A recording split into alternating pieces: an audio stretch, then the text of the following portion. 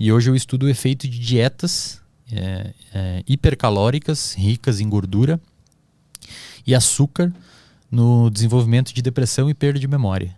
É uma parada muito louca, assim, mas há algum tempo já se sabe que se você tem sobrepeso ou obesidade, e principalmente se você tem diabetes tipo 2, que é aquela diabetes que você não é aquela... A diabetes tipo 1 é uma diabetes que quando você é pequeno, seu sistema imunológico enlouquece e ataca as células do seu pâncreas, que é o lugar que secreta insulina.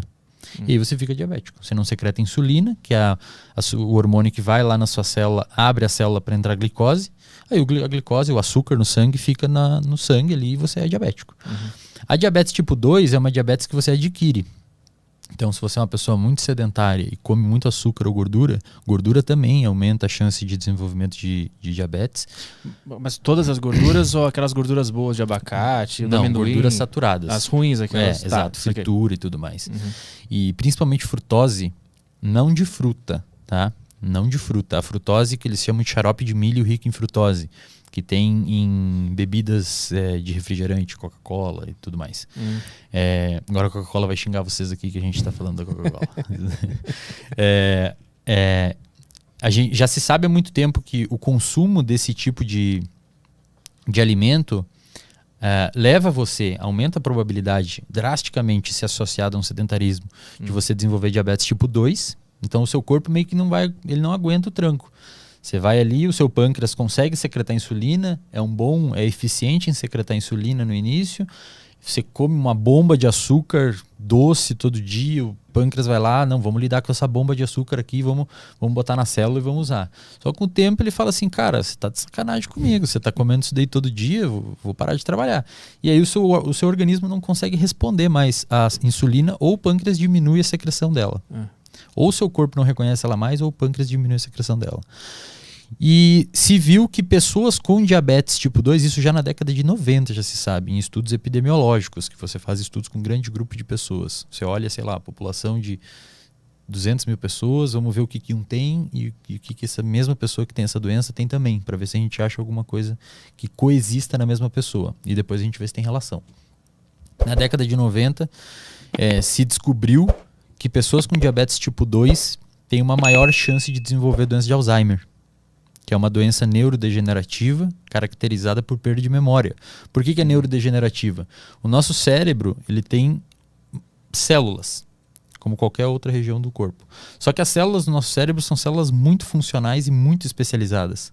A gente chama elas de neurônios. Não são só neurônios que tem no cérebro, tem as células também da glia. Mas vamos focar nos neurônios, que são as células funcionais, as que fazem eu esticar a mão aqui para conversar, eu fazer movimentos e tudo mais.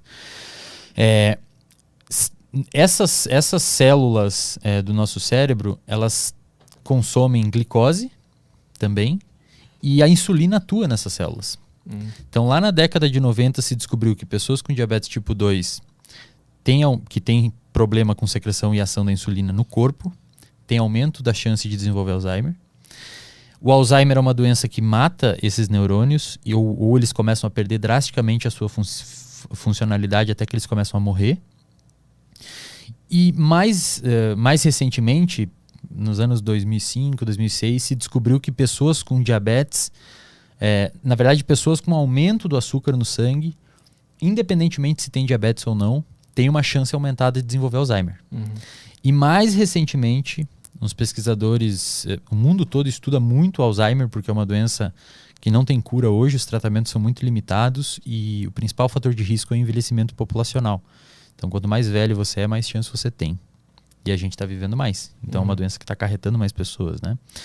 Mas os pesquisadores perceberam, aqui no Brasil tem um grupo do professor Sérgio Ferreira, da Federal do Rio de Janeiro, que eles estudaram muito a relação da insulina no cérebro. Ou seja, se descobriu que a gente tem esse hormônio que o pâncreas secreta no cérebro. Você tem ele no cérebro.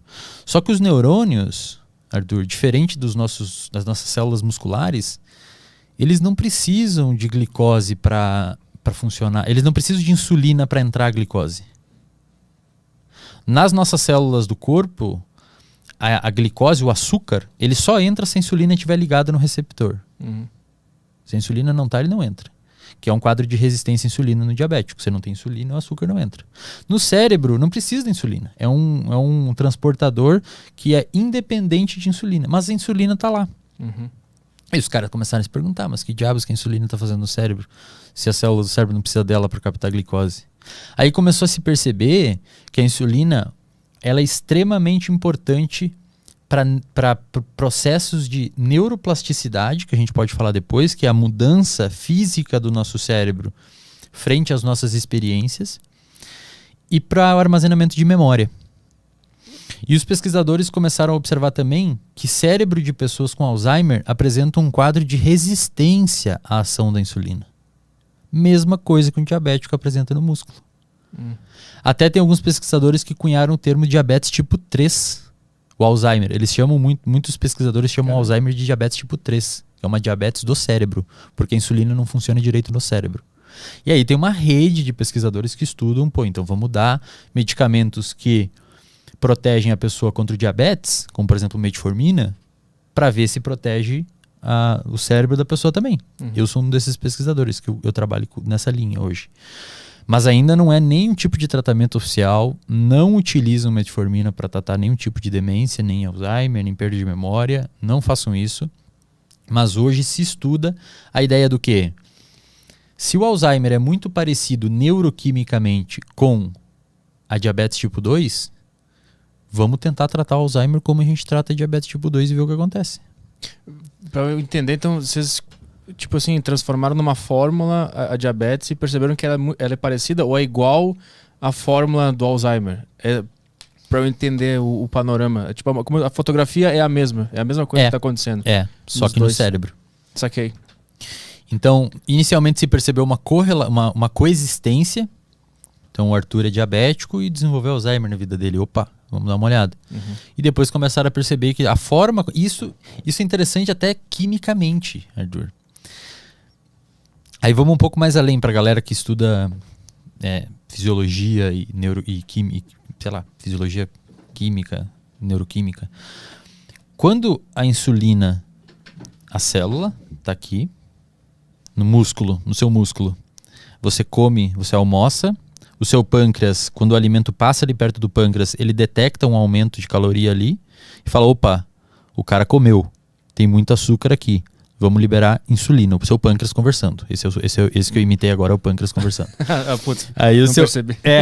Geralmente as pessoas não percebem, eu estou aprimorando essa imitação. A imitação do pâncreas, muito boa. Aí o pâncreas falou, não, vamos liberar a insulina. A insulina é liberada, cai na corrente sanguínea e vai até o seu músculo. A insulina se liga na célula, na membrana celular, ela se liga num receptor. Quando ela se liga num receptor, que é tipo uma chave dentro de uma fechadura, tá?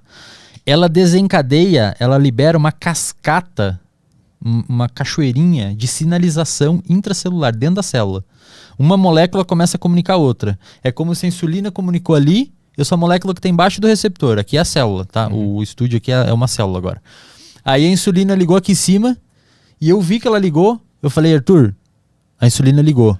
Vai lá e avisa o Caio. Aí você vai lá e avisa o Caio avisa a Júlia e a Júlia vai lá e avisa a porta de entrada de açúcar na célula para ela abrir. Então a insulina avisa aqui, a gente avisa todos os outros, a glicose, a porta de entrada da glicose para a célula é aberta, a glicose entra. No cérebro, a insulina faz a mesma cascata nos neurônios. Só que no final, ela não manda a glicose entrar, ela manda uma memória se formar, por exemplo. E aí, se a insulina não ligou lá, como é que a gente vai avisar, fazer essa cascata aqui? Aí você não consegue aprender. E aí, isso é uma das variáveis do Alzheimer. Aí tem vários outros problemas que ocorrem dentro da célula que o neurônio acaba não conseguindo captar energia, ele acaba não conseguindo sobreviver, ele morre com o tempo. E isso...